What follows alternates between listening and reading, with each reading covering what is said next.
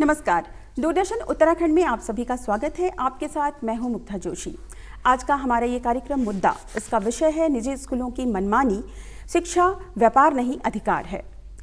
दर्शकों, हमें आपको पता ही है कि शिक्षा किसी भी समाज का आधार स्तंभ है। सीखना, सिखाना या जानने की जो रुचि है वो हमें व्यक्तिगत तौर पर लगातार विकसित करती रहती है, और जब हम व्यक्तिगत तौर पर लगातार विकसित होते हैं तो एक विकसित समाज का निर्माण कर पाते हैं और अपने समाज को विकास का एक नया आयाम दे पाते हैं। इस मामले में वैसे भी हम शुरू से समृद्ध रहे हैं। भारत में काशी, तक्षशिला, विक्रमशिला, नालंदा, ये सब हमारी धरोहरें रही हैं। लेकिन जब शिक्षा का निजीकरण हुआ तो ये एक पूरी तरह से बाजार में बदल गया और एक सोचनीय स्थिति में ला करके हम सब आज खड़े हैं। जब अभी हम ये कोविड-19 के संक्रमण काल से गुजर रहे हैं तो एक नई तरह की जो परेशानी है या एक नई तरह का इसका पहलू हमारे सामने आया है, जिसमें कहीं तो हमें इन स्कूलों की मजबूरी नज़र आती है, कहीं अभिभावकों की मजबूरी नज़र आती है। परेशानियां हर स्तर पर हैं, संस्थानों के स्तर पर भी हैं, अभिभावकों के स्तर पर भी हैं। लेकिन क्या इस परिस्थिति में हमें क्या हम कर सकते हैं और इन स्कूलों की मनमानी में हम कहाँ तक इसको जायज़ पाते हैं, आज इसी विषय पर हम चर्चा करने वाले हैं अपने मेहमानों के साथ। तो हम सबसे पहले उनका परिचय लेते हैं। हमारे साथ हैं कुंवर जपेंद्र सिंह जी, आप एक समाज सेवी हैं। नमस्कार सर, आपका हमारे स्टूडियो में बहुत बहुत स्वागत है। हमारे अगले मेहमान हैं स्नेह अनुराग जी, आप छात्र अभिभावक अधिकार मंच के का प्रतिनिधित्व कर रहे हैं यहाँ पर, आपका भी बहुत बहुत स्वागत है। और हमारे साथ हैं जो वरिष्ठ पत्रकार हैं विजेंद्र रावत जी, सर आपका भी बहुत बहुत हमारे कार्यक्रम में स्वागत है। सर, कार्यक्रम की शुरुआत हम आपसे करना चाहेंगे कि आपने इन स्कूलों की मनमानी के विरोध में जो आपने एक बीड़ा उठाया है, जो इस मुहिम शुरू की है, तो इसमें काफ़ी आपने आगे विजय भी प्राप्त की है और कोर्ट का निर्णय भी आया है। तो हमारे अभिभावक भी जानना चाहेंगे, हम भी जानना चाहेंगे सर, इस पर आप हमें बताइए। मुक्ता जी, पहले तो उत्तराखंड दूरदर्शन का बहुत बहुत धन्यवाद कि लाखों अभिभावकों और छात्रों के संवेदनशील मुद्दे पर दूरदर्शन ने सब लोगों को मौका दिया और इसे एक जागरूकता अभियान से भी जोड़कर देखना चाहिए हम लोगों को। और सबसे पहले हम शुरुआत करते हैं कि देखिए, जब सामान्य परिस्थितियों में हम सबको पता था कि प्राइवेट स्कूल्स शोषण करते आ रहे हैं, चाहे वो हर साल फीस बढ़ा देना हो, मनमानी करना हो, किताबों को लेके एनसीईआरटीज की जगह प्राइवेट पब्लिशर्स की बुक्स लगा कर, या बाकी और बहुत से इश्यूज थे अभिभावकों के, अभी आपको अनुराग जी बताएंगे। लेकिन कोविड-19 में जब मार्च में 25 मार्च से लॉकडाउन स्टार्ट हुआ और जब माननीय प्रधानमंत्री जी ने घोषणा करी कि ये 3 हफ्ते का जाएगा, और उसके बाद लगने लगा कि जिस तरह से पूरे विश्व भर में और स्पेशली यूएसए में, कनाडा में, यूके में, इटली में और अन्य राष्ट्रों में जो विकसित राष्ट्र माने जाते हैं, वहाँ जिस तरह से कोविड-19 को लेकर स्थितियाँ नज़र आ रही थी, तो ये सबको, पूरे देश को ये आभास हो गया था कि ये कोविड-19 का लॉकडाउन ये लॉन्ग पीरियड के लिए जाएगा। तो ऐसे में अभिभावकों को ये चिंता होने लगी कि भाई अब हमारे बच्चों की पढ़ाई नहीं हो पाएगी। चलिए कोई बात नहीं, वो एक चिंता जायज़ थी। लेकिन कोविड-19 स्टार्ट होते ही within a week 10 days, अप्रैल के फर्स्ट वीक्स में सभी अभिभावकों को फीस के लिए मैसेजेस आने शुरू हो गए, क्योंकि ये टाइम हमारे पास न्यू एडमिशन्स का भी होता है। और इन न्यू एडमिशन्स में जिस तरह से प्राइवेट स्कूल्स या हम निजी विद्यालयों की, सभी निजी विद्यालयों की बात करते हैं, वो एडमिशन के टाइम पे सबसे बड़ा शोषण करते थे अभिभावकों का और छात्रों का। तो ऐसे में एक तरफ तो हमारे देश के प्रधानमंत्री जी ये निवेदन कर रहे थे कि पूरे देश के अंदर हर व्यक्ति, प्रत्येक 5 भूखे व्यक्तियों को जिम्मेवारी अपने ऊपर ले कि उन्हें भूखा नहीं सोने देंगे, उनकी हर संभव मदद करेंगे। निर्बल, निर्धन और मध्यम वर्ग एक दूसरे के साथ कंधे से कंधा मिलाकर खड़ा हुआ था। माननीय प्रधानमंत्री जी के रोज निवेदन पे पूरा देश इकट्ठा हो गया था और एक दूसरे की मदद कर रहा था। तो ऐसे में क्या ये निजी स्कूल, जो निजी हमारे विद्यालय हैं, क्या इनके संचालक हिंदुस्तानी नहीं थे, या इनके संचालक हमारे देश के जो भविष्य है, जिसे हम यूथ को कहते हैं कि ये देश का भविष्य है, उस भविष्य के प्रति इनकी कोई अपनी कोई मॉरल रिस्पॉन्सिबिलिटी नहीं थी, जिम्मेवारी नहीं थी? तो ऐसे में उनके द्वारा कि भाई आप एडमिशन फीस भी दीजिए, ये भी दीजिए, आप हमें जमा कराइए। तो जब ऐसी चीज़ें आने लगी और जब ये सारी चीज़ें आई तो ये हमारे प्रकरण हमारे सामने भी आया कि डेफिनेटली, क्योंकि हम लोग सोशल काम करते हैं, राजनीतिक क्षेत्र में सक्रिय रहते हैं, टिहरी लोकसभा से 2 बार चुनाव लड़ चुके हैं, तो डेफिनेटली हम तक भी ये बातें आनी थी। और जब ये हमारे संज्ञान में आया तो सबसे पहले हमने इसे शासन, प्रशासन और सरकार के सामने इन तथ्यों को रखना शुरू करा। रिटर्न में दिया हमने कि देखिए ऐसी स्थिति में सरकार को आगे बढ़कर कुछ ऐसे आदेश करने चाहिए कि ये निजी विद्यालय कम से कम इस लॉकडाउन की अवधि में तो अपनी मनमानी ना करें। अब तो ये अभिभावकों और छात्रों को कुछ लाभ देने की बात करें, और जब ऐसा हुआ तो हम उसमें नाकामयाब हुए डेफिनेटली, क्योंकि इन प्राइवेट जो हमारे निजी संचालक हैं, इन लोगों ने शासन प्रशासन और जो हमारा एक तरह से तंत्र है उस लोकतांत्रिक व्यवस्था में इतनी इनकी गहरी जड़ें बैठी हुई थी, लॉबी, इन्होंने एक ऐसी लॉबी बनाई हुई थी, इन्होंने एक शासनादेश करा दिया अपनी फेवर में कि देखिए अब हमें इजाजत मिल गई है शिक्षा सचिव से भी कि अब तो आपको हम ऑनलाइन पढ़ा रहे हैं, अब तो आपको फीस देनी पड़ेगी। तो वो बिल्कुल अनुचित था और हम इसे लेके माननीय मुख्यमंत्री जी से भी मिले, माननीय मुख्यमंत्री जी के सामने भी तथ्यों को रखा गया। लेकिन जब 2-3 दिन बाद हमें लगा कि इसमें ज़्यादा इंतज़ार करने से हमारे उत्तराखंड के लाखों अभिभावकों और छात्रों का अहित ना हो जाए, तो हमें मजबूरन 30 अप्रैल को इसे पटिशन को हाईकोर्ट में फाइल करना पड़ा। और 30 अप्रैल को पटिशन को फाइल करने के बाद 12 मई को पहला एक अंतरिम आदेश आया।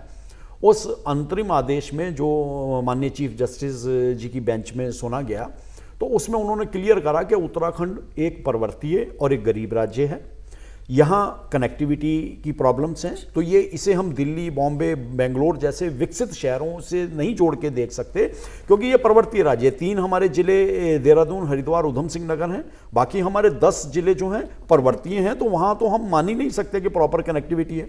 और हम लोग भी जब देख रहे थे तो प्रत्येक जो मध्यम वर्गीय परिवार हैं उत्तराखंड के अंदर 60% से ज़्यादा स्टूडेंट मिडिल क्लास फैमिली से बिलोंग करते हैं।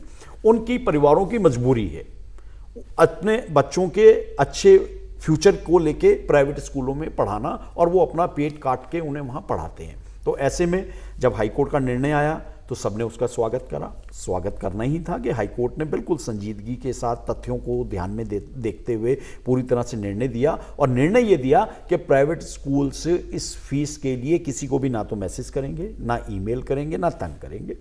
और 13 जिलों में नोडल अधिकारी नियुक्त कर दिए जिला शिक्षा अधिकारी के रूप में कि आप उन शिकायतों को सुनेंगे, और ये अधिकार अभिभावकों को दिया गया कि आप ऑनलाइन शिक्षा से कितने संतुष्ट हैं, आपके बच्चे ऑनलाइन शिक्षा ले पा रहे हैं या नहीं ले पा रहे हैं।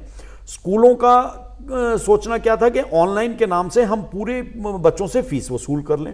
हमारा कहना यह था कि मात्र 15% बच्चे ऑनलाइन का लाभ ले पा रहे हैं, और जो ऑनलाइन का लाभ ले पा रहे हैं उनसे आप फीस ले सकते हैं, और जो 85% स्टूडेंट्स नहीं ऑनलाइन का लाभ ले पा रहे हैं क्योंकि उनके पास प्रॉपर घर में गैजेट्स नहीं है, एंड्रॉयड फोन्स नहीं है, प्रॉपर नेट कनेक्शंस नहीं है, तो आप उन्हें इसमें तंग नहीं करेंगे।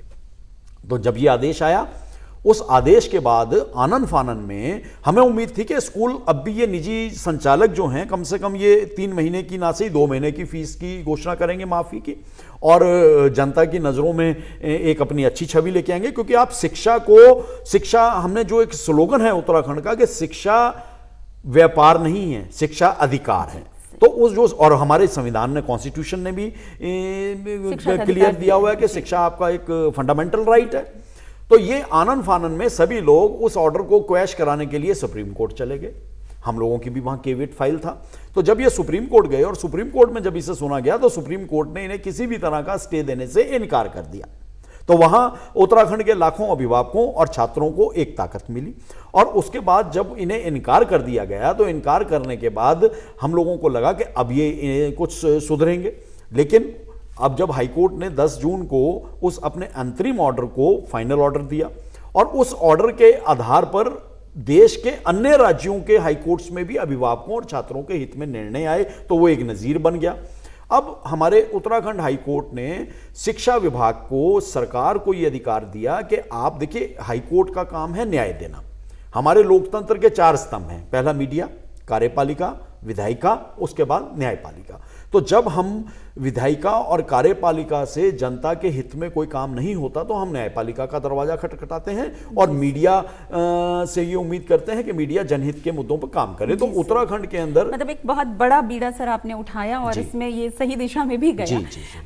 अनुराग जी, जैसे आप जिस मंच का प्रतिनिधित्व करते हैं वो मंत्र जब लगातार मुखर है इस तरह की बातों और अधिकारों को लेकर के, तो ये जो है इसको लेकर के अभिभावकों तक आपकी पहुंच कितनी हो पाई है? क्योंकि मुझे नहीं लगता कि बहुत बड़े एक वर्ग को शायद इसकी जानकारी भी ना हो, जो ये प्रोसीडिंग्स हुई हैं, जो ये इस तरह के जो फैसले आए हैं।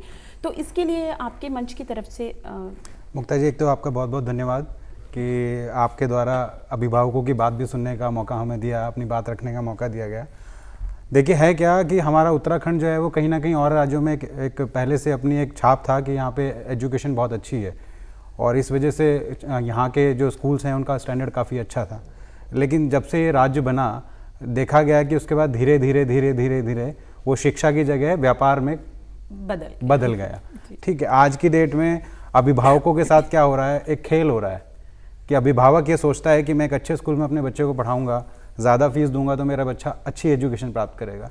लेकिन स्कूल्स का नीति क्या है कि वो ये ढूंढता है कि कहाँ से पैसे ज़्यादा लिए जाएं, वो चाहे आपका किताबों के नाम पे हो, ड्रेसेस के नाम पे हो, चाहे वो कॉशन मनी के नाम पे हो, जो कि RT एक्ट 2009 के बिल्कुल अगेंस्ट है।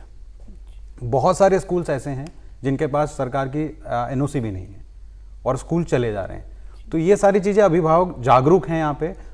हमारा जो मंच है उसमें बहुत सारे अभिभावक जुड़े पूरे प्रदेश से, और अब इसलिए इसी चीज़ को लेकर हम आगे बढ़ना चाहते हैं कि हम चाहते हैं हमारे प्रदेश में एक बहुत ही बेहतरीन और राज्यों से देखते हुए अच्छी शिक्षा नीति का निर्माण हो। तो ऐसा नहीं है, इसमें बहुत सारे जो अभिभावक हैं वो आपका जो है बहुत प्रेरित हैं और वो बहुत एग्रेसिव होकर इस काम को कर रहे हैं कि हम लोग सब लोग मिलके कहीं ना कहीं इस मुहिम को आगे बढ़ाएं। जी, आगे बढ़ाएं। सर, जैसे आप एक पत्रकार हैं, एक विचारक हैं, तो जब आप इस स्थिति को देखते हैं कि शिक्षा का पूर्णतः बाजारीकरण है ना, और जैसे सर ने कहा कि भाई अधिकार तो रह नहीं गया, टोटली व्यापार में ये बदल गया है, तो एक विचारक होने के नाते आपको क्या लगता है कि कमी कहाँ पर है और कैसे सुधार की इसमें ज़रूरत है? देखिए, मुझे लगता है कि पूरा सिस्टम ये डिमांड और सप्लाई पे है। आपने इसमें सरकार की अहम भूमिका होनी चाहिए और अहम भूमिका होती है। आज देखिए, जिसमें ट्रेन टीचर हैं, जो सरकारी विद्यालय हैं उनके पास बिल्डिंग्स हैं, अच्छे टीचर्स हैं, अच्छी सैलरी मिलती है, पढ़े लिखे हैं, लेकिन वहाँ बच्चे नहीं हैं। उसी का कारण है कि लोग तो अपने बच्चों को पढ़ाएंगे, बाय करो, चाहे खेत बेचना पड़े, सारा प्रेशर प्राइवेट स्कूलों में आ रहा है और फिर प्राइवेट स्कूल व्यापार हो रहे हैं। आज देखिए, कई प्राइवेट स्कूल जिनकी बहुत भव्य बिल्डिंगें हैं, जब CBSE वाले उनको देखने आते हैं तो सारे टीचर भाग चुके होते हैं और वहाँ से प्राइवेट और टीचरों को रखते हैं जब सर्टिफिकेट होते हैं कि आप B.Ed है, आप TET हैं, उसमें तो चाहिए ना। लेकिन वहाँ सिर्फ जो है फीस तकड़ी है और जो टीचर हैं उनको बेचारों को 8-10 हज़ार सैलरी मिलती है। वो सिर्फ सिंपली MA होते हैं, कोई BSc होता है, ऊंची दुकान है, फीके पकवान है, ये है। तो मुझे लगता है, देखिए दिल्ली में मैं दिल्ली में जर्नलिस्ट रहा हूँ करीब 26 साल तक। वहाँ के स्कूलों की, प्राइवेट स्कूलों की इतनी बुरी हालत थी कि वहाँ पानी में बच्चे तैरते थे। वहाँ की गवर्नमेंट ने किया, आज वहाँ के प्राइवेट स्कूल, जो सरकारी स्कूल है, इतने शानदार हैं कि वहाँ लाइनें लगी हुई है। और कुछ सालों में, 5-7 सालों में, जो वहाँ के बड़े स्कूल माने जाते थे, जो उनका रेशियो था फीस बढ़ाने का, वो कम हो गया क्योंकि शिफ्ट हो गए लोग सरकारी स्कूल को। मुझे लगता है कि उत्तराखंड में भी यही होना चाहिए और यही आपके पास सब कुछ है, वो स्कूल खाली क्यों है, वो स्कूल बंद क्यों हो रहे हैं? तो कहीं ना कहीं गवर्नमेंट की कमी है। और मैं एक निवेदन, और भी ऐसे जो सोशल वर्कर हैं, जपेंद्र जी जैसे, इनसे, क्योंकि जो प्राइवेट स्कूल हैं उसमें मध्यम वर्ग और अपर मध्यम वर्ग कौन देगा? पहाड़ का जो किसान होगा, वो बेचारा गरीब आदमी होगा, वो कहाँ 20-25 हज़ार रुपये वो देगा? वो वही देगा जो थोड़ा संपन्न है। और ये लोग प्रेशर ग्रुप भी पूरे उत्तराखंड में कितने लाख अभिभावक हैं, ये प्रेशर ग्रुप हैं, और अगर ये ठीक से करें तो सरकार को ये प्रेशर कर सकते हैं कि आप जो सरकारी स्कूल की हालत खराब क्यों है। और ये बीमारी क्या है कि जो ये बीमारी है इसकी जड़ कहीं और है और बीमारी कहीं और पैदा होगी, हमें उसका भी ट्रीटमेंट करना चाहिए। तो एक समग्र रूप से ये लड़ाई लड़ी जानी चाहिए। जी, जपेंद्र जी, जैसे अभी रावत जी ने एक बड़ी अच्छी सी बात बोली कि जो अभिभावक हैं जिनके पास अधिकार हैं, वो अगर चाहें तो इस मुहिम को और आगे लेकर जा सकते हैं कि जैसे कॉर्पोरेट वर्ल्ड अब स्कूल के बिजनेस में घुस रहा है, तो उससे और ज़्यादा व्यावसायिकता और ज़्यादा बढ़ रही है। और दूसरी चीज़ जो है कि स्कूलों से बुनियादी शिक्षा का जो एक बेस होना चाहिए वो तो गायब होता जा रहा है। सिर्फ और सिर्फ है कि हम एक घोड़े तैयार कर रहे हैं जिनको रेस में दौड़ना है। तो इस बारे में जो है वो एक मुहिम इसके बारे में भी चलाई जा सकती है? बिल्कुल, देखिए ये कॉरपोरेट वर्ल्ड की ही बात नहीं है, ये एक इन्वेस्टर कैटेगरी की बात है। जो इन्वेस्टर्स जैसे हम कहते हैं, जैसे जो लोग हाई प्रोफाइल बिजनेस के स्टेटस वाले लोग हैं, तो उन लोगों ने इसे जो है एक इन्वेस्टमेंट का सेक्टर बना दिया। अब आप ये देखिए, हमारे साथ हिमाचल प्रदेश हमारा पर्वतीय राज्य है, पड़ोसी राज्य है। हिमाचल के अंदर प्राइवेट स्कूल्स और गवर्नमेंट स्कूल्स का एजुकेशन स्टैंडर्ड 19-20 का फर्क है, ज़्यादा नहीं है। तो वो क्यों अच्छा है? क्योंकि वहाँ के अंदर, वहाँ जो एजुकेशन पॉलिसी है, वहाँ का फीस एक्ट है, फीस एक्ट बहुत स्ट्रॉन्ग है। आज अगर हिमाचल की बात करें, हम गोवा की बात करें, केरला की बात करें, तो इन 3 राज्यों के फीस एक्ट के कंटेंट से दिल्ली सरकार ने अपने आप को पूरी दुनिया में मशहूर कर दिया। और हमारा उत्तराखंड का, हम उत्तराखंड वासियों का दुर्भाग्य देखिए, हमारे पास फीस एक्ट ही नहीं है। हम 20 साल हो गए हमें प्रदेश को बने हुए, उत्तर प्रदेश से अलग हो गए, आज तक हमारे पास फीस एक्ट नहीं है। स्ट्रॉन्ग एजुकेशन पॉलिसी ऐसी नहीं है कि जो इन निजी विद्यालयों के ऊपर लगाम लगाने का काम करे, उन्हें मनमानी से रोके। हिमाचल के अंदर स्टेट एजुकेशन बोर्ड है। स्टेट एजुकेशन बोर्ड सभी बोर्ड्स को और सबको कवर करता है जो भी वहां पे आके प्राइवेट निजी विद्यालय शिक्षा दे रहे हैं, और उनके लिए एक नीति बनाई हुई है कि आप इससे ज़्यादा फीस वसूल नहीं कर सकते हैं। आप एनसीईआरटी की बुक्स के अलावा दूसरी बुक्स नहीं लगा सकते हैं। ड्रेसेस के नाम पे, बुक्स के नाम पे, दूसरी चीज़ों के नाम पे आप शोषण नहीं कर सकते हैं। और अगर वहाँ बोर्ड में कोई अभिभावक कंप्लेन कर देता है तो उसके ऊपर कार्रवाई होती है। और वहाँ पे सबसे जो अच्छी बात है, अभिभावकों की और स्कूल मैनेजमेंट और शिक्षा बोर्ड के लेके एक वहाँ पे एक ऑर्गेनाइजेशन वहाँ काम करती है जिसे हम कहते हैं PTA, parent teacher association, parents teacher association. तो ये प्रारूप वहाँ है। और वहाँ जितने निजी विद्यालय हैं उनके पास उनकी वेबसाइट है। वेबसाइट के पोर्टल पे उन्हें हर महीने का अपना डालना पड़ता है खर्चा, क्योंकि ये एग्जम्प्टेड है, निजी विद्यालय एग्जम्प्टेड है। और जब निजी विद्यालयों को कोई टैक्स नहीं देना पड़ता, जब ये अपने रिटर्न फाइल करते हैं तो उसमें प्रॉफिट की जगह एक्सेस मनी लिखते हैं। तो उस एक्सेस मनी को इन्होंने स्कूल के अंदर एजुकेशन और स्टूडेंट्स के वेलफेयर के लिए यूज करना है, जबकि उत्तराखंड में उल्टा हो रहा है। अगर आज इनकी जांच हो जाए, किसी भी स्तर से जांच हो जाए, और हमें उम्मीद है कि ऐसा होगा, तो आप ये देखिए कि जितनी भी एक्सेस मनी है वो स्टूडेंट वेलफेयर के लिए यूज ना करके इन्होंने कहीं और यूज करी है।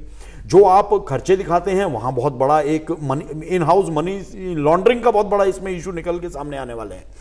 और यहां पे फीस एक्ट ना होने की वजह से उत्तराखंड का अपना कोई एजुकेशन स्ट्रांग पॉलिसी, एक जनरल पॉलिसी चल रही है, लेकिन स्ट्रांग एजुकेशन पॉलिसी जो अभिभावकों और छात्रों के हित की है वो नहीं है। तो हम उम्मीद करेंगे कि जिस तरह से उत्तराखंड के अभिभावक अब जागरूक हो चुके हैं और उनकी जागरूकता का ही नतीजा है, हम तो मात्र चेहरा हैं। अगर हम जैसे लोगों को जगाया जाएगा, मुद्दे सामने होंगे और हमें लगेगा कि इसमें समाज का अहित हो रहा है, तो हम जैसे बहुत और भी लोग हैं वो भी आगे आएंगे धीरे धीरे। तो जागरूकता तो अभिभावकों और छात्रों के ऊपर है कि जितना उत्तराखंड का अभिभावक जागरूक होगा उतनी अच्छी शिक्षा नीति बनेगी और उतना उनका शोषण इन निजी विद्यालयों के द्वारा रोका जा सकेगा। सर, जैसे आप एक मंच का प्रतिनिधित्व करते हैं, तो जैसे सर ने अभी कहा कि जो स्कूलों की है उसके लिए अभिभावकों को और मुखर करके आगे आना चाहिए। तो जैसे इशू है कि भाई एनसीईआरटी की बुक्स नहीं लगती, प्राइवेट पब्लिशर, फिर स्कूलों की पॉलिसी है कि हर कुछ आपने उन्हीं के प्रीमाइसेस से लेना है या फिर उनके द्वारा कहे हुए जगह से लेनी है, तो ये है। और दूसरा आरटीई का पालन, तो इसको लेकर के भी क्या आपका जो अधिकार मंच है ये मॉनिटरिंग कुछ चीज़ें सिलसिलेवार बताऊंगा। जी। पहले तो मैं रावत जी की बात को आगे बढ़ाऊंगा कि इन्होंने बहुत कहते हैं ना गहरा पॉइंट कहा कि पॉइंट कहीं है और गड़बड़ कहीं है। तो ये बात सच है कि पॉइंट कहीं पे है और गड़बड़ कहीं पे है। अगर हम स्कूलों की बात करें तो आज स्कूलों की स्थिति ये है कि सरकार का एनसीपीसीआर का ऑर्डर है कि आप हर विद्यालय में, आरटीई एक्ट के अंडर ये है कि आप हर विद्यालय में मिनिमम 8वीं तक एनसीईआरटी का पाठ्यक्रम लगाएंगे। लेकिन हमारी सरकार ने एक आदेश पारित किया कि ये आईसीएसई बोर्ड में लागू होगा, सॉरी आपका सीबीएसई बोर्ड में लागू होगा, लेकिन आईसीएसई बोर्ड में। हमने कई बार सवाल उठाया अपने मन से कि ऐसा दोनों बोर्ड में अलग अलग आपका शासनादेश क्यों है, उसका कोई जवाब हमें नहीं मिलता।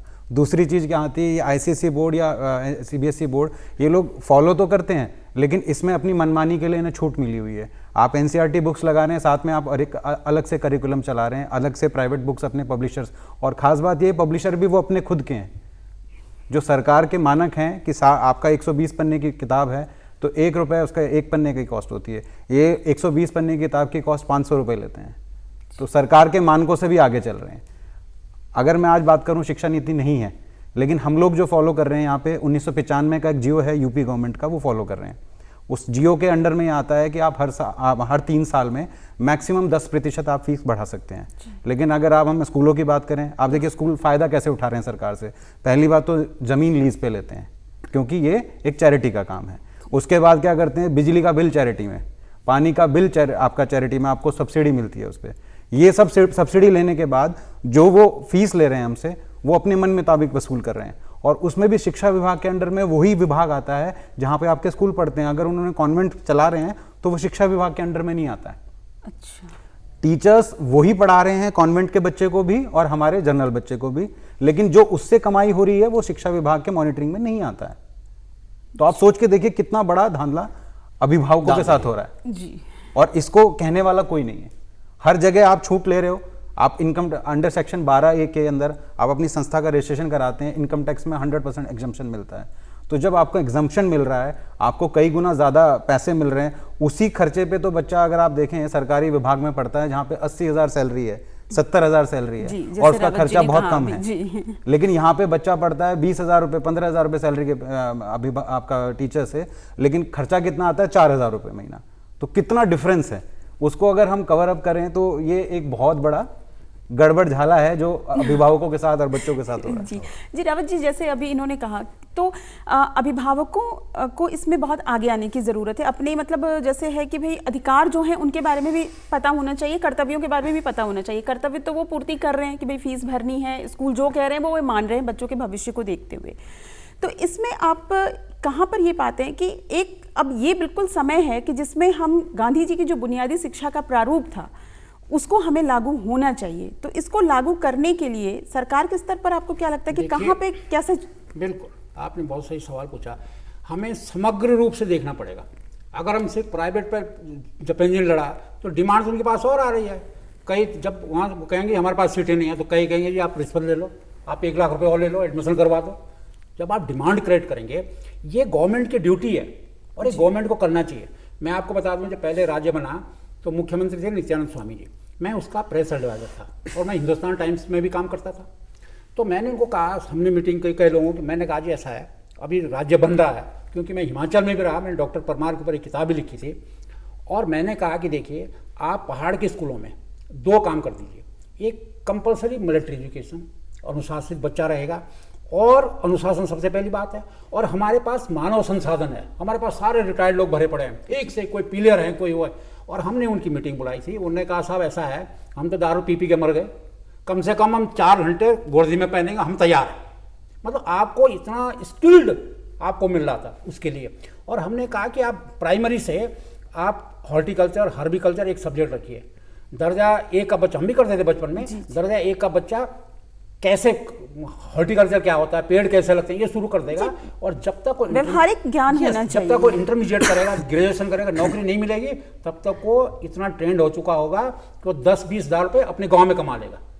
अब क्या हुआ, पहाड़ के हम प्राइवेट में पढ़ेंगे। इस समय पूरा फ्लड आया, कोविड-19 में सारे बच्चे घर जा रखे, जिनको 50,000 सैलरी मिलती थी और 5,000 से 50,000 तक के सब गाँव में। अब क्या कीजिएगा, आपको कोई नॉलेज ही नहीं है। अभी हम गांव में, अब वो बागवानी की तरफ जा रहे हैं, आपको नॉलेज नहीं है। अब उनको फिर से ABCD पढ़ानी पड़ रही है।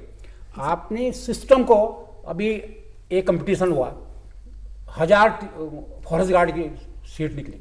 मैं पूरे परिप्रेक्ष्य में, मेरी मिनिस्टर से भी बात हुई है, वो भी एग्री हैं, वो भी चुप रहते हैं कि हाँ बात तो सही है। हुई 2 साल हो गए, 1.25 लाख लड़कों ने एग्जाम दिए और 2 साल से कोचिंग कर रहे हैं, हजारों रुपए उन्होंने कोचिंग दिए। उसका पूरा देखिए आप, करोड़ों का मामला है। पहाड़ से गरीब लोगों का करोड़ों खर्च हुआ, रिजल्ट खत्म हो गया, कह रहे जी पता नहीं क्या आउट हो गया, कुछ को खत्म हो गया। अब आपने 1.5 लाख बच्चों ने एग्जाम दिए, 3 साल बाद उसके एग्जाम हुए और एग्जाम फिर फंस गए और 1000 लोगों को होना है। तो मुझे लगता है कि बेसिक जो गवर्नमेंट को है उसको अब भी जागरूक हो जाना चाहिए। जो सरकारी स्कूल है उनको आप कीजिए। जैसे अभी सर आपने कोचिंग्स की बात की, तो जबिंदु जी, जैसे कोचिंग भी एक बहुत मतलब बड़ा एक बिजनेस बन गया है। अब जो है ये भी पैरेलल चल रहा है। अब स्कूलों के टाई अप्स होने लगे हैं कोचिंग्स के साथ, वहीं से शुरू हो रहे हैं, 9वीं 10वीं से ही शुरू हो रहे हैं। कर रहे हैं। इन कोचिंग्स के जी, तो इन कोचिंग्स के ऊपर भी मतलब है कुछ सोच? देखिए, ये आपने बहुत अच्छा क्वेश्चन करा मुक्ता जी। जब हमारा बच्चा बिना कोचिंग्स के अच्छे मार्क्स नहीं ला पाता है तो जो हमारी 40 मिनट्स की ऑनलाइन क्लासेस ये कह रहे हैं हमारे निजी विद्यालय वाले, उसमें 20 मिनट तक कनेक्टिविटी प्रॉब्लम रहती है, तो बताइए वो कहाँ सार्थक है अभिभावक के लिए या उस छात्र के लिए। और दूसरी बात, हम आपके माध्यम से उत्तराखंड की जनता को एक संदेश देना चाहते हैं कि अब जो हाईकोर्ट के जजमेंट के बाद जो नया शासनादेश आया है, तो ये अधिकार आपको दिया गया है, क्योंकि हाईकोर्ट के आदेश में ये साफ था कि राज्य सरकार उसका प्रसारण मीडिया के विभिन्न माध्यमों से, संचार माध्यमों से करेगी, ताकि प्रत्येक अभिभावक और छात्र तक ये आदेश पहुंच जाए, जो शायद पूरी तरह से सार्थक नहीं हो पाया। तो इस मामले लेकिन अब आपके माध्यम से ये दूरदर्शन पे जो आज हम लोग बैठे हैं, आप लोगों का बहुत बहुत धन्यवाद, उत्तराखंड की सभी लाखों अभिभावकों और छात्रों की ओर से। तो हम अभिभावकों से ये निवेदन कर दें कि जो नया शासनादेश में आपने तय करना है कि अगर आपका बच्चा ऑनलाइन की शिक्षा से संतुष्ट है, आप संतुष्ट हैं और वो उसका प्रॉपर उसे बेनिफिट मिल पा रहा है, तभी आपने ऑनलाइन की फीस देनी है। अगर आप ऑनलाइन की शिक्षा से संतुष्ट हैं और आप फीस, लेकिन आज आपके पास लॉकडाउन में फीस देने के लिए पैसे नहीं है, तो उसके लिए भी आपको विद्यालय को समय देना पड़ेगा। और जिन विद्यालयों में ऑनलाइन के नाम से जो बच्चे नहीं पढ़ पा रहे हैं, पूरा लाभ नहीं ले पा रहे हैं, चाहे उनके पास घर में एंड्रॉयड फोन नहीं है, प्रॉपर कनेक्टिविटी नहीं है, तो उनको ना विद्यालय अब और ना बाद में फीस के लिए बाध्य नहीं कर सकता इस लॉकडाउन पीरियड में। वो जब स्कूल नॉर्मल सिचुएशंस में स्कूल खुलना शुरू होंगे, बच्चे स्कूल में जाके पढ़ना शुरू करेंगे, तो वो तब से वो अपना फीस देने के लिए अपने आप स्वेच्छा से तैयार होंगे। लेकिन ऑनलाइन के नाम पे आप दबाव में किसी से जबरदस्ती फीस नहीं ले सकते, जबकि उसने उसका लाभ ही नहीं लिया। जी, तो जैसे अभी सर ने ये चीज कहा ना कि सर ने अपनी बात कही, तो आपका जो मंच है वो भी अभिभावकों तक इस तरह पहुंचने की कोशिश कर रहा है। थोड़ा सा एलोबरेट करके बताता हूं मैं कि एक्चुअल जो एचआरडी मिनिस्ट्री की गाइडलाइन है उसके अकॉर्डिंग ये है कि आप 1.5 घंटे की क्लास मिनिमम लेंगे, तभी बच्चा अंडरस्टैंड कर पाएगा। जी। लेकिन प्राइवेट स्कूलों ने एक नया काम शुरू किया कि जो हमारी एप्लीकेशंस होती हैं उसमें एक होती है जो आप पेड फैसिलिटी लेते हैं, एक होती है फ्री फैसिलिटी। तो वो पेड फैसिलिटी पे ना जाकर उसको भी फ्री फैसिलिटी पे पढ़ाते हैं, जिसमें आपका जो लॉग इन लॉग आउट होता है वो 40 मिनट बाद ऑटोमेटिक आपकी क्लास खत्म हो जाती है। उसमें भी टीचर्स क्या करते हैं कि उन्होंने एक टाइम फ्रेम रखा हुआ है कि अगर क्लास स्टार्ट होने के 5 मिनट के अंदर आपने ज्वाइन कर लिया तो ठीक है, नहीं तो आप वो लॉग इन ही नहीं कर पाएंगे। तो मेरे समझ में ये नहीं आता, और आज अभिभावकों को, लाखों अभिभावकों को हमें फ़ोन आते हैं, इतने परेशान हैं वो लोग, अगर अपने बच्चे को शिक्षा देना भी चाहते हैं तो इन स्कूलों की मनमानी की वजह से और इनके तंत्र की वजह से हम वो नहीं कर पा रहे। जी, मतलब समस्याएं जो हैं वो ऑनलाइन इसमें भी हैं, और जब स्कूल खुलने के कोई आसार भी नहीं है, एक व्यक्ति है, लेकिन फिर भी हम इस बात के लिए है कि कुछ मुहिम शुरू तो हुई है और उसका हमें रिजल्ट भी बहुत जल्दी नजर आएगा। तो रावत जी, आपको लगता है कि इस मुहिम का कुछ सार्थक? निश्चित कम से कम जगह तो हैं, और एक ऐसा वर्ग जगह है जो प्राइवेट स्कूलों में है, वो क्रीमी लेयर है लगभग जी, जो इतनी फीस देता है क्रीमी लेयर होता है। अगर उनको कुछ झटका लगाया, अगर सुधरे हैं, तो मुझे लगता है कि उन गरीबों का भी भला होगा, सरकारी स्कूलों का, वो भी ठीक होंगे, सरकार के ऊपर प्रेशर पड़ेगा, वो ठीक होंगे, तो ये भी ठीक होंगे। अब देखिए, आपने अभी कहा कि स्कूल कह रहे हैं कि देना है तो दे दो, नहीं है तो नहीं। ये बड़ा टैक्टिकल है। मतलब कौन, अच्छा देना है तो दे दो, इसका मतलब ये इंडायरेक्टली कह रहे हैं कि आपको देना पड़ेगा, आज नहीं तो कल। अभिभावक तो स्वयं दबाव में आ जाता है, क्योंकि उसके बच्चे के भविष्य की बात है, वो कई तरह के शंकाओं से घिरा होता है। कि जपेंद्र जी जैसे इन्होंने बहुत शानदार काम किया है, आप आगे भी कीजिए, गवर्नमेंट पे प्रेशर डालिए। इतने आप 10 लाख, कितने लाख बता रहे हैं? 26 लाख अगर गवर्नमेंट पे डालेंगे छोटी जगह, वो प्रेशर डालेंगे। हमारी इस चर्चा का भी एक सार्थक यही है कि हमारी बात अभिभावकों तक पहुंचे और वो इस निर्णय से अवगत हों और आगे अपनी जो करना है उन्हें उसे वो तय कर सकें। आप सब हमारे स्टूडियो में आए, इतनी अच्छी चर्चा में भाग लिया, आप सभी का बहुत बहुत धन्यवाद। आज इस विशेष कार्यक्रम मुद्दा में इतना ही। अगले कार्यक्रम में आपसे फिर भेंट होगी। नमस्कार।